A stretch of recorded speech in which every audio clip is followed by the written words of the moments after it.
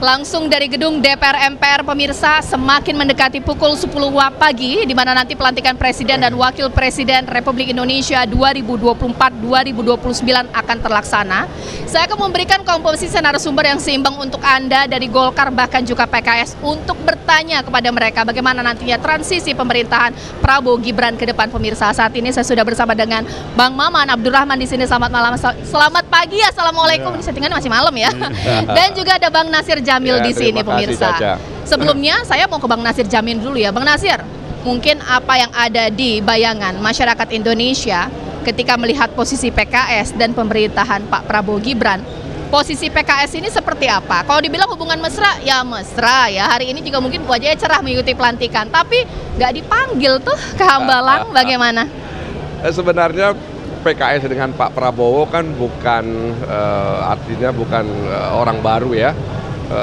Waktu Pak Prabowo dengan Pak Hatta Rajasa, dengan Sandiaga Uno, PKS kan bersama Pak Prabowo. Nah, kemarin saja PKS tidak bersama Pak Prabowo.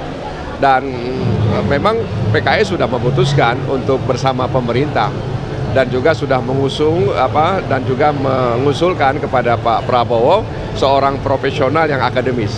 Nah, mudah-mudahan saja beliau ditempatkan di tempat yang cocok, yang sesuai dengan latar belakangnya, sehingga bisa membantu Pak Presiden dengan baik.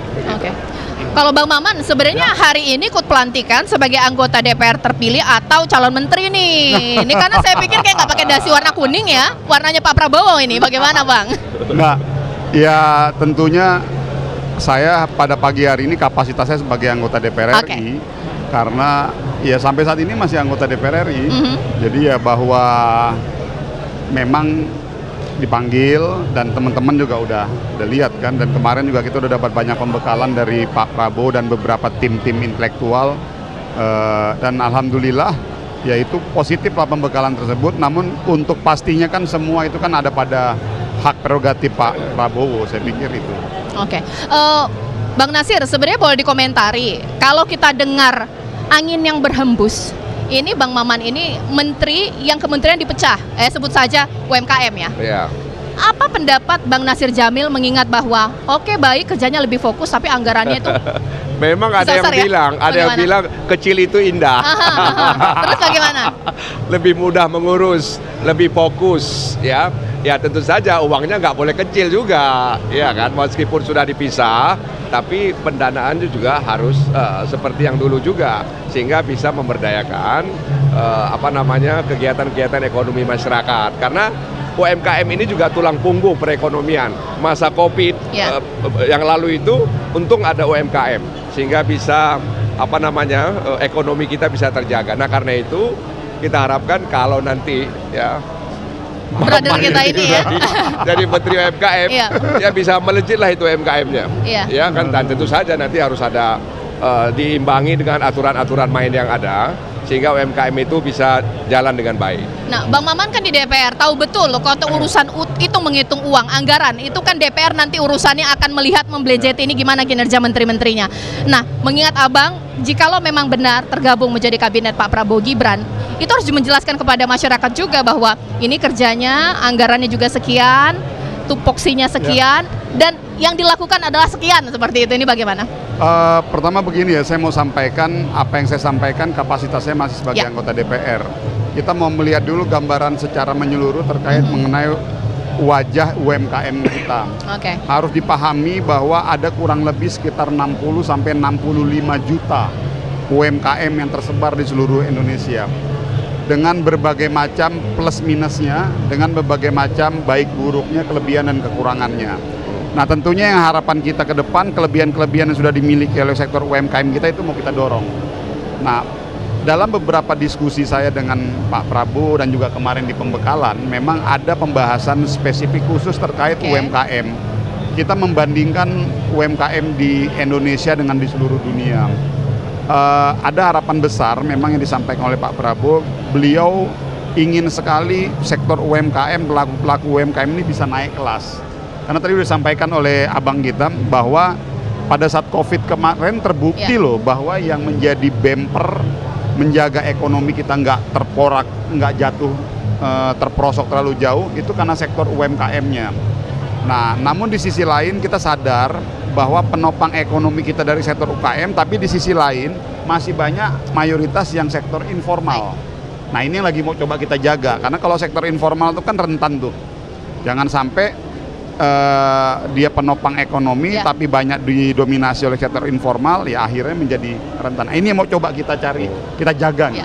Oke, nah pemirsa, ini kalau saya pantau rekan-rekan saya yang ada di pintu depan, memang Wakil Presiden terpilih Gibran Rakabuming Raka tampaknya sudah hadir di gedung MPR DPR. Mungkin sekarang saya tanya lagi kepada Bang Nasir Jamil. Bang Nasir Jamil, apa sih mungkin harapan yang perlu disampaikan oleh Pak Prabowo dalam pidato pertama sebagai Presiden Republik Indonesia, mengingat bahwa betul tidak semua yang bisa dipuaskan untuk masuk ke dalam kabinet, tapi juga ini di depan anggota dewan kita yang fungsi check and balances-nya, demokratisnya juga kita tunggu. Bagaimana Bang Nasir? Ya, saya pikir Pak Prabowo pasti akan meminta dukungan ya kepada seluruh pemangku kepentingan, termasuk DPR yang juga bermitra ya dengan Presiden. Nah, dukungan itu ya tentu saja sesuai dengan tupoksi yang dimiliki oleh DPR. Ya, bagaimana mengawasi jalannya pemerintahan. Jadi checks and balance itu penting. Ya, jadi mengawasi dan mengimbangi itu menjadi sesuatu yang nggak bisa diabaikan. Sebab kalau tidak diawasi, tidak diimbangi, nanti dia akan miring jalannya. Nah, karena itu Pak Presiden, saya percaya bahwa pidatonya itu pasti akan mengarah ke situ, meminta dukungan dan juga akan memberikan yang terbaik untuk bangsa Indonesia. Berapa anggota DPR PKS? 53. 53. Nah, Kang Maman, kalau 53 orang ini kira-kira dari PKS akan mendukung setiap legislatif atau kebijakan pemerintah, atau mungkin ya tipis-tipis lah ya, ada yang iya, ada yang enggak, tergantung bagaimana? Mbak, saya harus sampaikan, lurusin dulu loh. Sistem kita ini sistem presidensial. Betul. Artinya kita sebetulnya secara de jure ya, kita tidak mengenal oposisi sebetulnya. Artinya mau kita di dalam pemerintahan ataupun di luar pemerintahan, mekanisme kontrol yang tadi yang sudah melekat aspek konstitusi yang di badan kita, yaitu pengawasan, itu akan berjalan terus. Nah, kita juga harus ingat loh bahwa orang melakukan kritik bukan berarti dia tidak pro kepada pemerintah. Justru kritik-kritik itu kan dibutuhkan. Wah, keren nih. Jadi dengan catatan tadi kritikan yang konstruktif. Artinya mau saya sampaikan bahwa kritik itu dibutuhkan dalam rangka untuk membuat kita tetap aware. Karena selama itu baik, ya pikir jalan aja. Dan satu sisi teman-teman PKS kan juga kita di DPR ini kan kita udah berinteraksi juga, udah panjang sekali. Saya informasikan pemirsa bahwa Gibran Rakabuming Raka, Wakil Presiden terpilih Republik Indonesia, sudah memasuki gedung DPR MPR didampingi oleh istrinya. Mungkin diberikan komentar di sini Bang Nasir Jamil. Sekiranya bentuk sense atau mungkin gaya kepemimpinan seperti apa sih yang nanti akan dilakukan oleh Pak Prabowo Gibran? Ini dua gap atau mungkin generasi gap yang begitu terasa ya. Ini mungkin baru pertama kali. Yang penting yang tua itu membimbing yang muda, yang muda itu menghormati yang tua. Jadi kalau dua hal ini bisa diterapkan, saya pikir akan jalan ya, sehingga tidak ada lagi kesan ban serep dan lain sebagainya. Jadi dua-dua ini bisa berjalan. Sebab ini kan kabinetnya relatif lebih besar ya dibandingkan dengan Pak Jokowi kemarin. Nah, karena itu dibutuhkan dua orang ini ya untuk bisa bersama-sama dengan kabinet yang dibentuk nanti itu. Ini pertanyaan saya selalu tanyakan, 3 kata untuk Prabowo Gibran atau pemerintahan Prabowo Gibran. Yang satu, Bang Nasir. Tetap semangat Indonesia. Oke, kalau Bang Maman? Bismillah, Indonesia maju. Keren-keren semuanya 3 kata-katanya pemirsa. Sambil saya nanti akan tetap terus mengabarkan bagaimana jalannya pelantikan Presiden di gedung DPR MPR. Gibran Rakabuming Raka sudah hadir, kita menunggu Prabowo Subianto, Presiden Republik Indonesia terpilih. Tapi sebelumnya, saya kembalikan kepada Ayah dan Philip di studio. Iya, terima kasih Caca Anissa telah tadi berbincang bersama dengan sejumlah politisi, ada dari PKS dan juga dari Golkar ya. Kita coba akan pantau lagi nanti bagaimanakah kondisi terkini di gedung DPR MPR. Tadi sudah hadir kedatangan dari Wakil Presiden Gibran Rakabuming Raka. Dan tentunya saya akan menunggu detik-detik keberangkatan Prabowo Subianto menuju ke gedung DPR MPR RI. Sesaat lagi program Prabowo Gibran menuju istana masih akan kembali.